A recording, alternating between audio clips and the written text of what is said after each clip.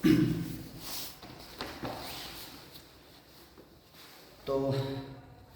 सप्ताह में मेरे प्यार भरा प्रणाम।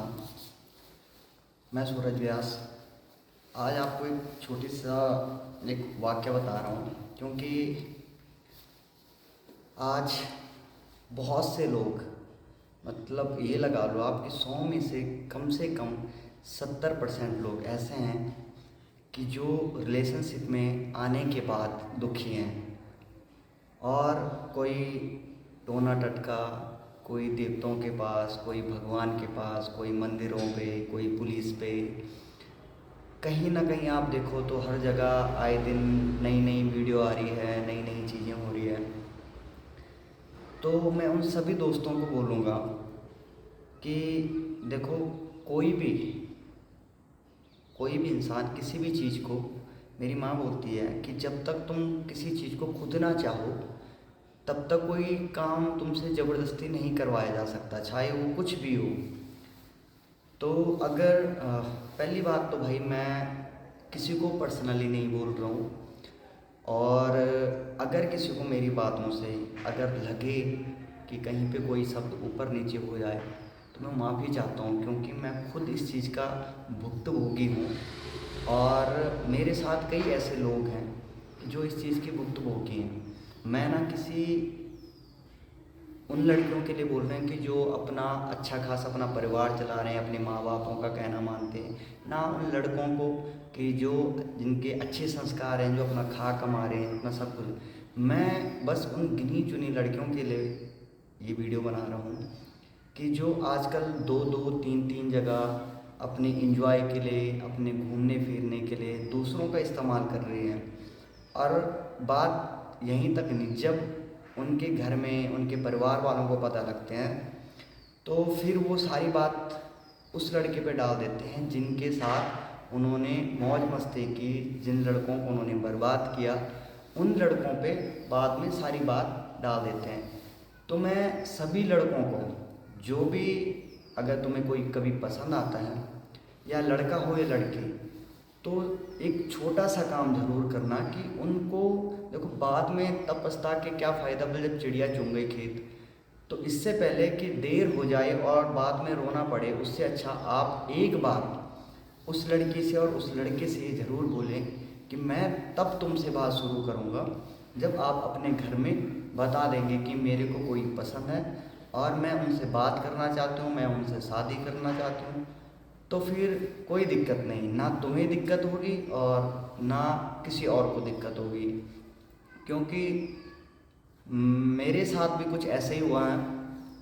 मैं आपको कुछ मैसेज दिखाऊंगा अभी आगे चल के, आप स्क्रीन पे देखना कि मुझे भी किस तरह के मैसेज लड़की ने कर रखे हैं कि जो 5 साल मेरे साथ रिलेशनशिप में रह के और आज हमारी बातें नहीं होती हैं, और यहाँ तक कि मुझे लगता है कि एक बार मिलने का मौका भी नहीं मिला और बात करने का मौका भी नहीं मिला कि क्या हुआ और क्यों हुआ। तो पर मेरी उस लड़की के माँ से जब बात हुई तो उस लड़की के माँ ने मेरे संस्कारों पे बात की थी।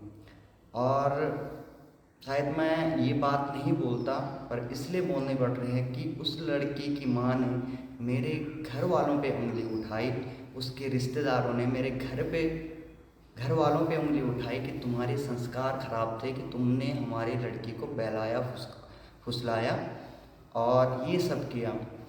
तो शायद कभी ये वीडियो उस तक या उसकी माँ तक पहुँचे, तो मैं उनसे इतनी बात ज़रूर कहूँगा कि एक बार अपने सर पे हाथ रख के उस लड़की से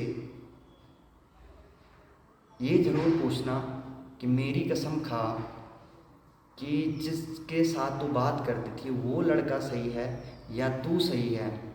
अगर तुम्हारे संस्कार अच्छे होंगे तो वो जवाब ज़रूर देगी, और अगर नहीं होंगे तो तुम्हारी कसम भी झूठे खाएगी। और अगर फिर भी यकीन ना हो तो चले आना किसी दिन मेरे पास।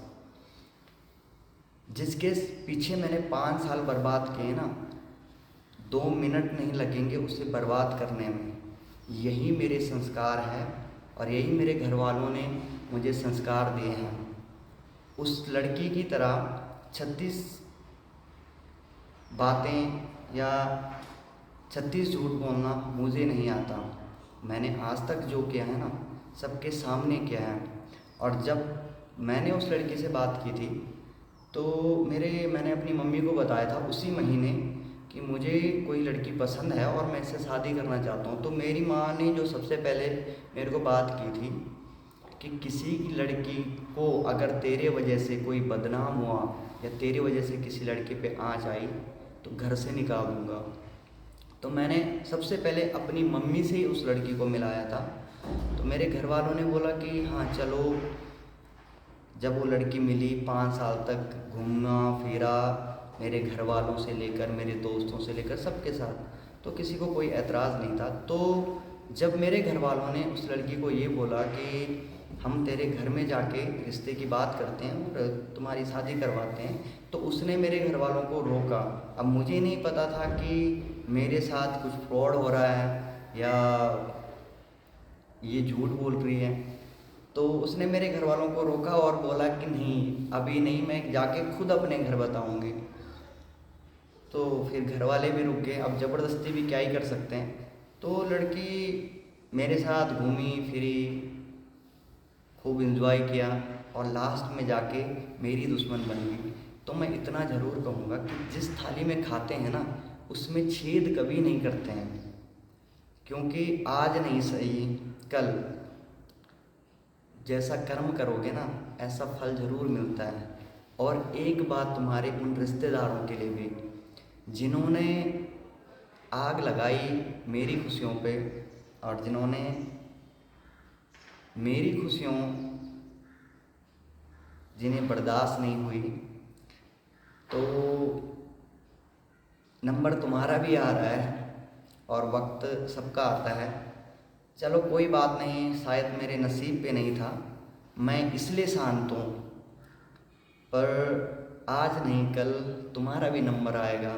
कोई ना कोई तुम्हारे घर में भी ऐसा आएगा जो तुम्हारी खुशियों पे आग लगाएगा। उस दिन तुम्हें एहसास होगा कि जिसे हम सच्चे दिल से चाहते हैं और जिसके लिए हमने सब कुछ किया है, जब वो दूर होता है ना, तो बहुत तकलीफ़ होती है।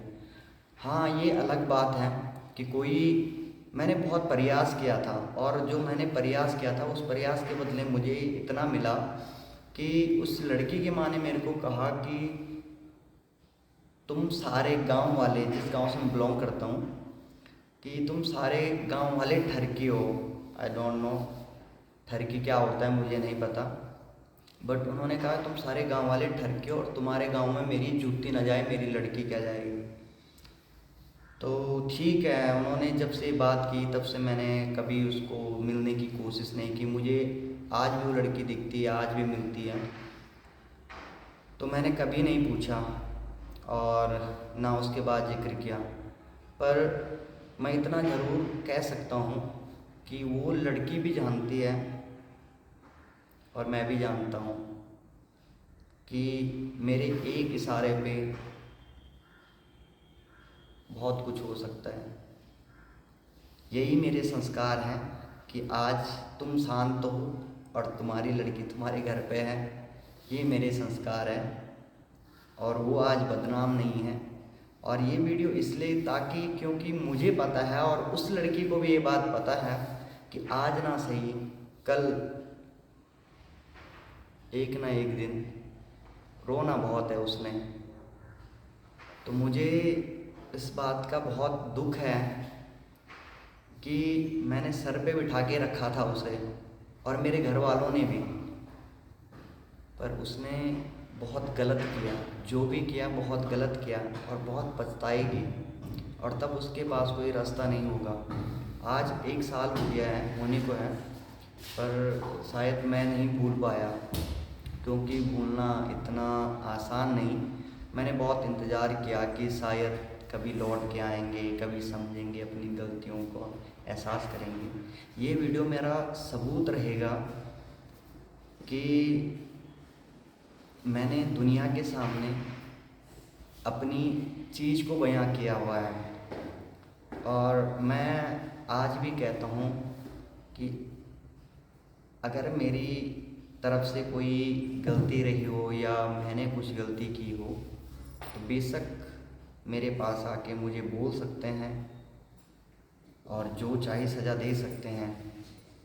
पर अगर मैंने कोई गलती नहीं की और हकीकत में मैंने उस लड़की को बहुत चाहा था, तो सब्र रखना मेरे दोस्त, टाइम आएगा तुम्हारा भी। और जिस दिन टाइम आएगा उस दिन आंसू पोंछने वाला भी कोई नहीं होगा। और मैं धन्यवाद करता हूँ उस भगवान का कि जिसने सही टाइम पे आँख खोल दी और सही टाइम पे अच्छा फैसला ले लिया, ताकि क्या पता शायद बाद में मुझे भी संभलने का मौका न मिलता।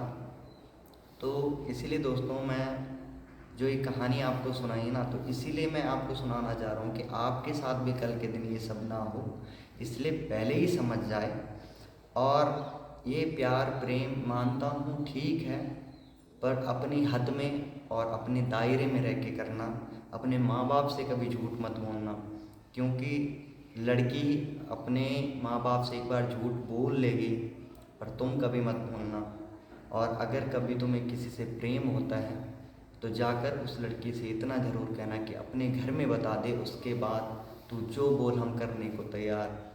पर जब तक वो सिर्फ ये बोले कि नहीं मुझे बात करनी है और अपने घर बिन बताए करनी है, तो कभी मत करना। सोचो, अगर 5 साल कोई तुम्हारे साथ रह के और फिर बाद में इनकार कर दे, तो फिर बताओ तुम कहाँ के रहोगे? कहीं के नहीं। और तुम्हारा ही उसमें नुकसान है, तुम्हारा ही घाटा है। इससे अच्छा कि पहले पता लग जाए, कम से कम सुखी सुखी तो रहोगे। तो दोस्तों, हाथ जोड़ के विनती है तुम लोगों से कि कभी भी हो, कभी किसी के बहकावे मत आना, कभी किसी की बातों पे मत आना। क्योंकि जो वादे मैंने सुने हैं और जो वादे मेरे साथ हुए हैं ना, मैं नहीं बता सकता आपको कि लड़की किस तरह से धोखे में रख सकती है। तो यही संदेश है इस वीडियो का कि जो भी करना निस्वार्थ भाव से, और कभी अपनी तरफ से कभी कोई छल कपट मत करना। मेरा सर आज इसलिए ऊंचा है और आज इसलिए आपसे बात कर रहा हूँ कि मैंने कभी कोई गलती नहीं की। और अगर मेरी वीडियो उन तक पहुँचे कभी, तो मैं उनके सामने भी बात कह रहा हूँ कि मेरा सर हमेशा ऊंचा रहेगा और मेरे घर वालों का सर हमेशा ऊंचा रहेगा। जब भी मिलेंगे तुम्हारा सर झुका हुआ मिलेगा, हमारा नहीं। और अगर कभी लगे कि तुम सही हम गलत, तो कर लेना एक मुलाकात, बता देंगे तुम्हें भी। तुम्हारी समझदार के लिए इशारा काफ़ी है। तो दोस्तों, जय श्री राम। विराम देते हैं। पर और हाँ, एक चीज़ और कि उन रिश्तेदारों को जो आग लगाने का काम करते हैं ना, कभी ये मत भूलना। हाँ, अगर तुम्हारे बच्चे नहीं हैं तो फिर तो तुम कर सकते हो, कर्म तो फिर भी लौट के आएंगे। पर अगर खास कर तुम्हारे बच्चे हो ना, तो कभी दूसरों के बच्चों के साथ बुरा मत करना, क्योंकि जब कर्म लौट के आते हैं ना, तो बहुत बुरा वक्त आता है। फिर लड़ना हर किसी को आता है। जब भगवान कृष्ण अर्जुन को उपदेश दे रहे थे ना, तो अर्जुन ने कहा कि वासुदेव, मैं कैसे इन लोगों को मारूं, ये मेरे अपने हैं, कैसे इन पे शस्त्र उठाऊं। तो भगवान ने भी कहा था कि ये पार्थ है अर्जुन, कि अगर ये तुम्हारे अपने होते हैं ना, तो आज तुम्हारे विरुद्ध सामने खड़े नहीं होते। इसलिए शस्त्र उठाओ और तीर जलाओ। तो हम तीर तो नहीं चला रहे हैं, पर उस भगवान पे भरोसा है हमें कि जो हुआ अच्छे के लिए हुआ और जो होगा अच्छा ही होगा। पर तुम्हारे कर्म जब तुम्हें मिलने आएंगे, अगर तुमने भी अच्छा किया होगा तो तुम्हारे साथ भी अच्छा होगा, तुम्हारे बच्चों के साथ भी अच्छा होगा। और अगर तुमने चालाकी की होगी, तुमने बुराई की होगी, तो नंबर तुम्हारा भी आएगा। तो दोस्तों, आज ये कहानी मेरी नहीं, ये कहानी बहुत सारे लोगों को, और बहुत सारे लोग इस चीज़ से पीड़ित भी हैं। तो मैं ये बात सिर्फ लड़कियों के लिए नहीं, कुछ लड़के भी हैं, ये बात ना सारे लड़कों के लिए ना सारी लड़कियों के लिए, बट सिर्फ किसी गिने चुने लोगों के लिए मैंने कहा कि जिन्हें बहुत मज़ा आता है दूसरों का परिवार उजाड़ने में, दूसरों की खुशियाँ बर्बाद करने के लिए, जिनको दूसरों को बर्बाद करने में, लूटने में मज़ा आता है, ये सिर्फ उन लोगों के लिए है। तो सतर्क रहे ऐसे लोगों से। जय श्री राम। हाँ भाई फौजी।